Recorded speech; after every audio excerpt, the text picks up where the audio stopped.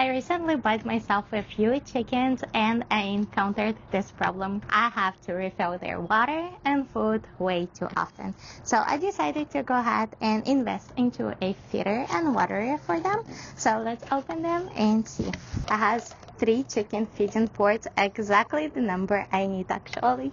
And of course, our buckets. Look how cute they are.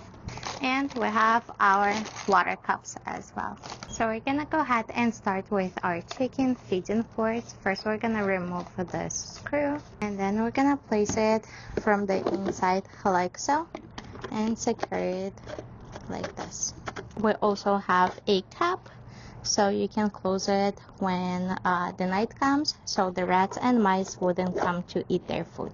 And look at that, isn't it like the cutest chicken feeding station ever? I really like the size of it.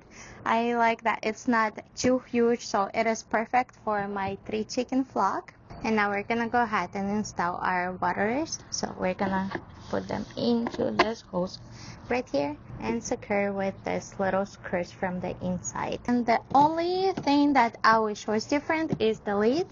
It doesn't have that very nice seal. I wish it had some kind of silicone going around or something that would keep my lid in place. And as for the water, as you can see, it stays nice and shut. But the feeder, it doesn't have that secure grip to keep it closed, so I wish that was different. Other than that, I think the set is absolutely adorable. It is very cute, budget-friendly set for chickens. So I am super happy with my purchase and I really like it and do recommend it.